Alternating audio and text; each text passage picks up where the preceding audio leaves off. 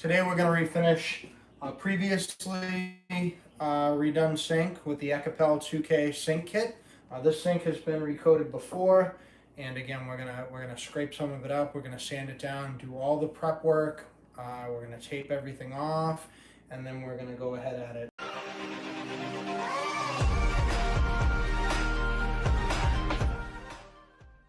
So this is the sink. It's been previously refinished. There's water all underneath it. Frankly, this is such a small sink. This is going to be very easy to do, but you really don't want to leave things like this. You want to get right to it. So I'm going to take the scraper and just peel up the loose material on the bottom here. I'm just stuffing some paper towels in there just in case paint chips go in there or whatever.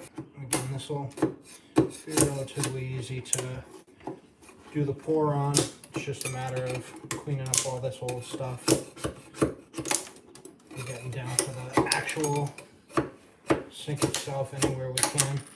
Yeah, this is all so thick, there's no way that this is Rust-Oleum or anything like that.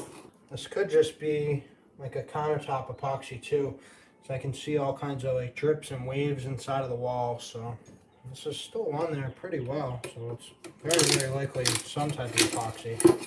The only places that it's coming off easily is where there's definitely water stuck underneath it. So I'm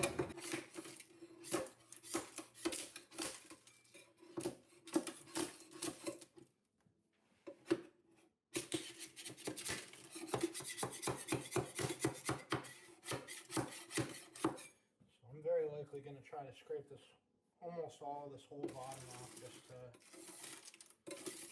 make sure that we don't have peeling again in the future.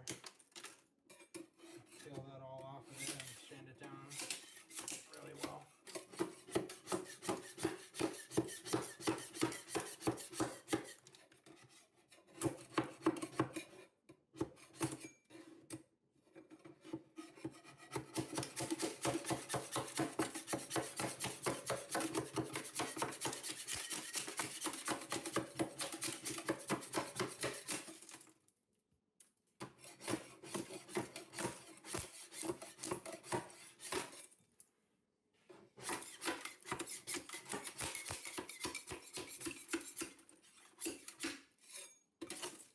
We got the whole bottom cleared off. Just move everything to one side. Scoop it up into the paper towel, I guess.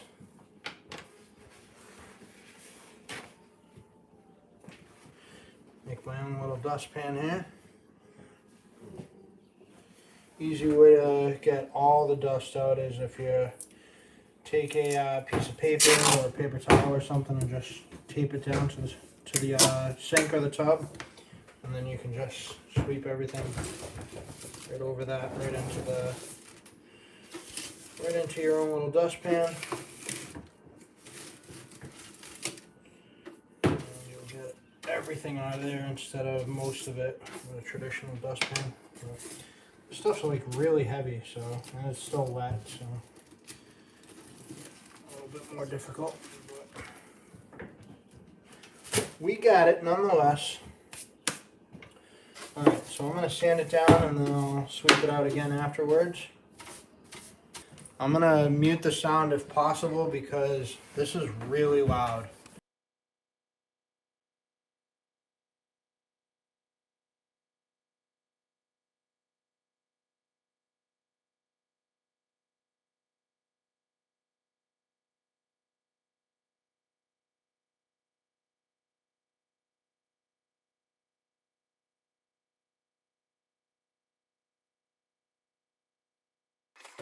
Alright.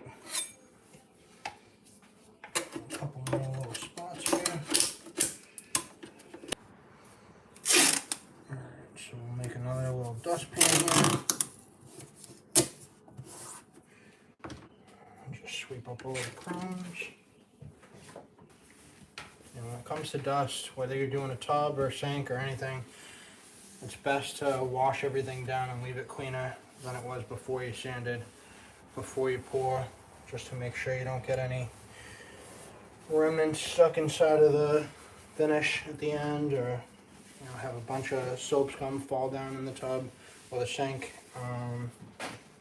as soon as you finish up. So this is a sink kit, and it's going to be 10 minutes of stir time by hand, 5 minute to 10 minute rest, and then another 1 to 3 minute hand stir afterwards.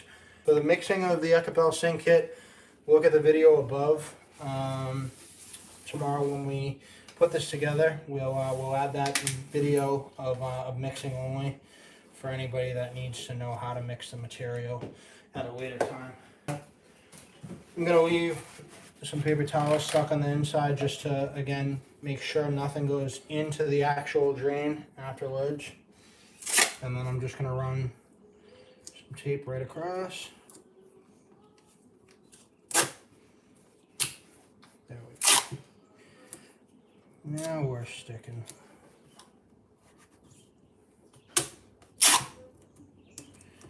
Pretty humid today, so that causes the tape not to stick well sometimes. So cases like that, like I said, wiping it with alcohol, or if you wipe the sink edge with alcohol, or if you use duct tape, you'll have better success. Your masking tape sometimes isn't quite as strong.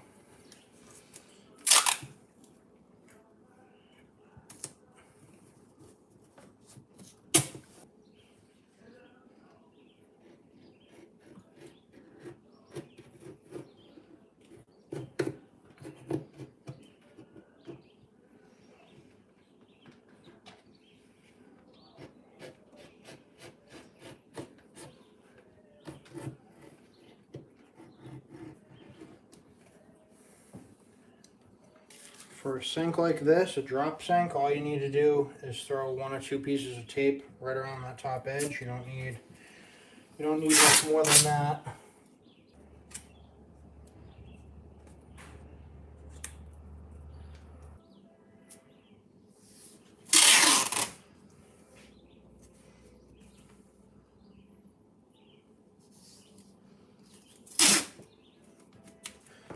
Guys, do me a favor, hit that thumbs up button. Alright, good enough. Alright, so Chris has mixed up the material here. We get the Ekopel all mixed and ready to go. Nice consistency, flowing well. As a scooper, we cut off one of the wings of the box, and I'm going to make it a little bit smaller,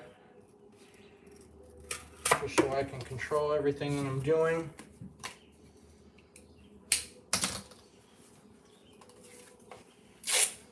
Put a piece of tape on the end to make it a little bit more rigid and stiff. But basically, once the material gets down, I'm just going to scoop it up, put it right back in the container. But on a sink, you're like one of these drop-in ones, you're not going to be able to pour it right from the top edge. So you're going to pour it a little bit further down, and then from there you're going to take the roller and do a lot of the work with the roller. So we're ready to go. I'm going to take our sink kit. Give it one last 1 minute mix here. Swipe the mixing stick off. And I'm going to go ahead and pour it right along the edge here. I'll show you right here.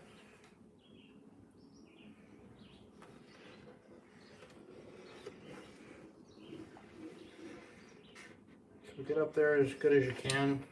Doesn't have to be perfect. You'll be able to scoop it all back up and pour it afterwards. Just pour the excess in here. So I'm going to pour most of it into the piece. So we'll be scooping the excess back in there in a minute. But from here, there's a bunch of void spaces, so take this excess, push it right back up to the top, and run it right around in the voids. That's really all you have to do. This should only take a couple more minutes. All we're going to do is break all the surface tension first. Make sure that we get the material all the way up underneath the lip there. But we're going to break all the surface tension, and then we'll just level everything out, and we'll be all set. just going to break these couple bottom ones since they're easy to get to right here.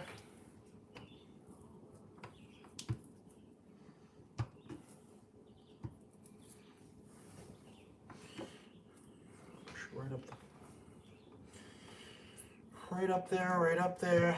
You can't really see this side, but I'm doing the same thing, just pushing it right up the wall. And in the corners, sometimes you want to pull it up a little bit more so that you can really get up there. Now I'm just going to go around and do this whole top edge.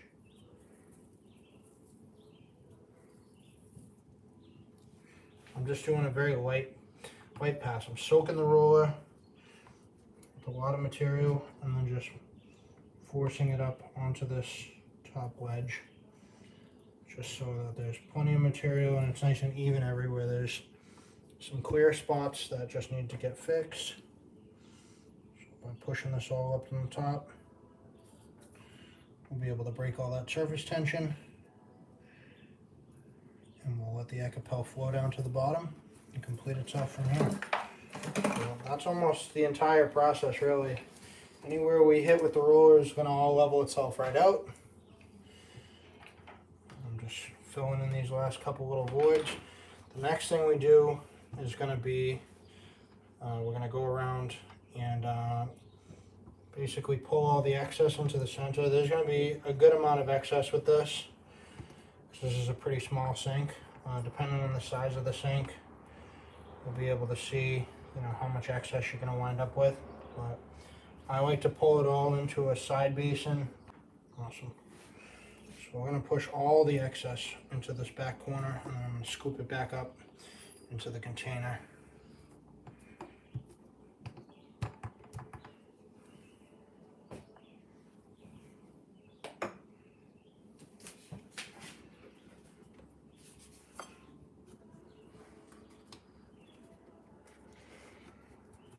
So just scoop it right up.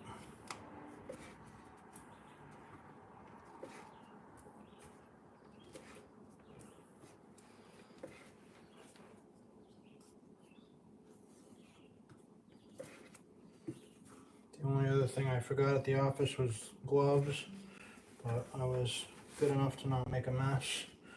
So I don't think you should bank on being as lucky as I am today. You should just wear a pair of gloves. I'm going to re-roll the bottom one more time, pulling all this excess. I'm going to pull it away from the drain. I'm going to have to wipe the drain pretty good since that tape's barely on there. But that's why I put the extra paper towels inside, just to be sure we don't get anything that runs down inside of there.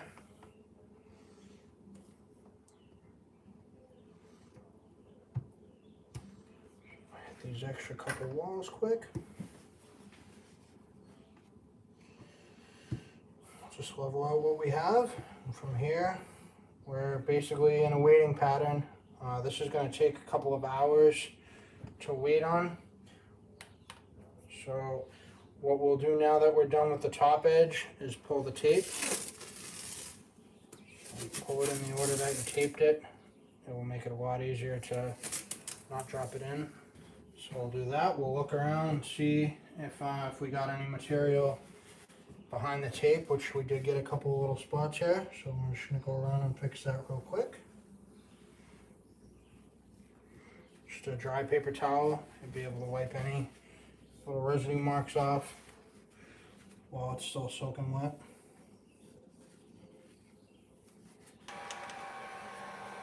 So there's little air pockets on the bottom. You want to make sure you go ahead and pop all of those with the heat gun. Use a blow dryer, heat gun. You can use a torch if you work fast.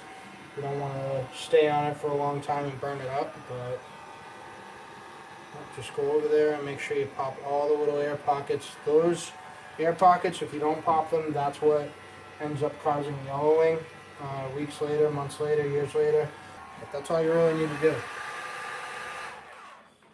So from there, it's just a waiting game.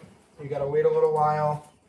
I would say you'd want to give this one specifically like an hour and 45 minutes to 4 hours.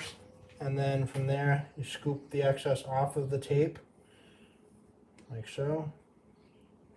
And from there, you can just wipe it. You can wipe the material off. So you're going to wipe it just like this. And once the material stops running on it, that's when you can plan on being done and pulling the tape. So give that 3 or 4 hours.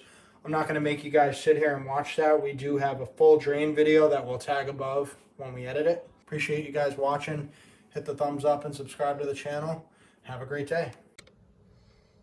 Alright guys, so shiny and smooth. Got the drain wiped. Took about 2 hours of drip time to finish up the drain area. And put a little tape to cover it to people not to look at it. But there you have it.